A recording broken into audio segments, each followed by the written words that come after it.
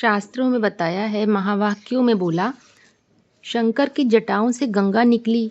तो फिर ये क्यों बोला, राम तेरी गंगा मैली हो गई। अब महावाक्यों में शंकर की जटाओं से गंगा निकली ऐसा बोला जाता है। ऐसे कभी नहीं बोला जाता कि राम की जटाओं से, कृष्ण की जटाओं से गंगा निकली। क्यों? क्योंकि गंगा रूपी सार का कनेक्शन है ही मनन चिंतन मंथन से। गंगा सार रूप कन्या का रूप है। शंकर के चरित्र के आधार पर ही सार निकल सकता है। शंकर का चरित्र क्या है? मनन चिंतन मंथन करना, एक एक महावाक्य की गुहिता में जाना, तभी सार तत्व निकलता है। जब मन बुद्धि रूपी बीज का परिष्करण होता है, चिंतन मंथन के द्वारा सत्व इकट्ठा करते हैं, जिसके आधार पर पुरुषार्थी को अपना सार तत्व हु एम आई की पहचान होती है। जिस सार तत्व के आधार पर ही बुद्धि रमण करती है तो उसको राम कहा जाता है। जैसे आम होगा तो अपनी मिठास के आधार पर ही सत्य में रमण करेगा, क्योंकि उसकी मिठास ही उसका सत्य है। करेला होगा तो कड़वेपन के आधार पर रमण करेगा।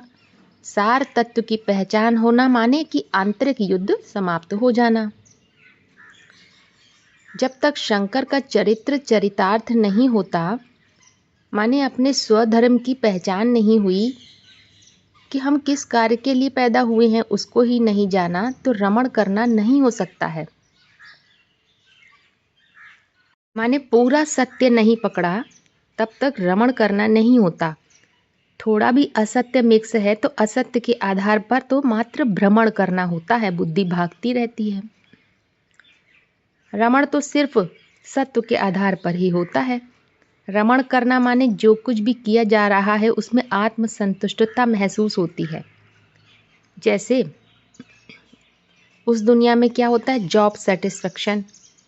कोई बहुत बड़ी नौकरी करता है पैसे के लिए, लेकिन उसको जॉब सेटिस्फेक्शन नहीं है, संतुष्टता नहीं मिल रही।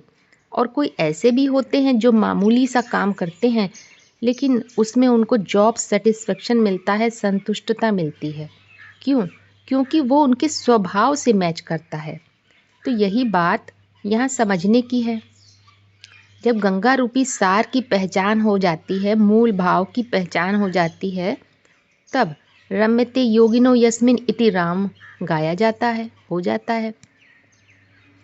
जब आंतरिक युद्ध समाप्त हो जाता है, फिर उस सार के आधार पर बाहरी युद्ध शुरू होता है। और बाहरी युद्ध शुरू होते हुए भी कैसी स्थिति बन जाती है, निरंतर ज्ञान जल में रमण करने की स्टेज, जिसे नारायण कहा है शास्त्रों में।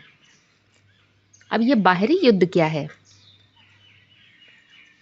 आंतरिक युद्ध तो था अपनी सीट पर पहुंचने का, अपनी सीट पर सेट हो गए। अब बाहरी युद्ध क्या है? जब अपनी सीट पर सेट हो गए तब कुछ बचा क्या करने के लिए? हाँ, उसके बाद भी बहुत बड़ा कर्तव्य बचता है।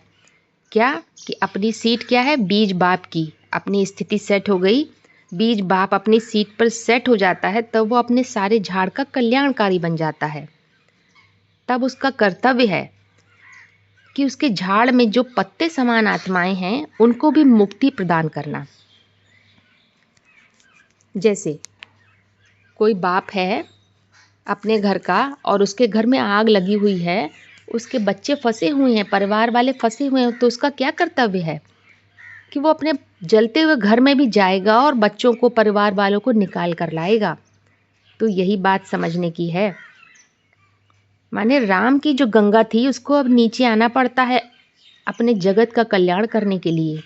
नीचे आएगी तो मैली भी होगी, इसीलिए राम तेरी गंगा मैली हो गई का गायन है। डूबते हुओं को बचाने के लिए जैसे गोताखोर को पानी में नीचे जाना पड़ता है, तो ऊंची स्टेज से नीचे आने पर संग के रंग में आ जाते हैं।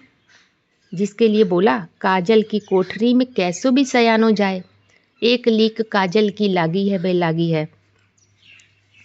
तो बाहरी युद्ध है कि अब औरों की मन बुद्धि में भी सत्य की स्थापना करना। यही पाप धोने का प्रोसेस है। सबके बुद्धि रूपी पात्र भिन्न भिन्न होने के कारण उनके समझने का स्तर भी अलग अलग है।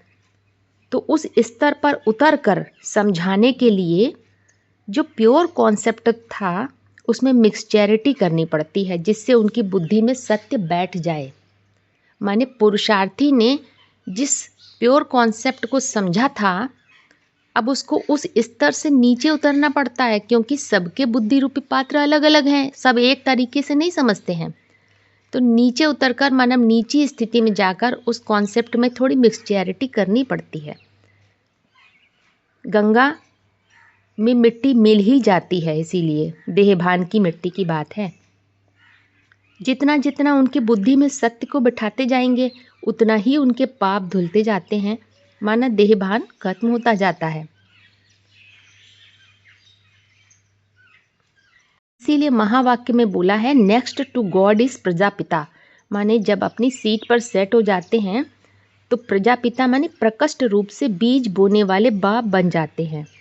प्रकट रूप से बीज बोना माने मानसिक स्तर पर अपने विधान बनाए हुए विधान के आधार पर दूसरों की मन बुद्धि में भी ज्ञान का बीज बो दिया।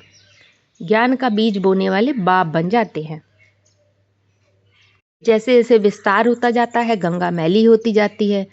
तो जिसके लिए बता दिया गया, गंगा का जब तक सागर से कनेक्शन नहीं है वो पतित है, पावन नहीं कह सकते, पतित पावनी नहीं कह सकते हैं। और जब सागर से कनेक्शन हो जाता है तो पतित पावनी कहलाती है। महावाक्य में बोला है जब जटाओं से कनेक्शन खत्म हो जाता है, शंकर की बुद्धि का आसरा लेनी बंद कर देती है, तब गंगा मैली हो जाती है। जब तक शंकर से संबंध जुटा था तो पतित पावनी थी,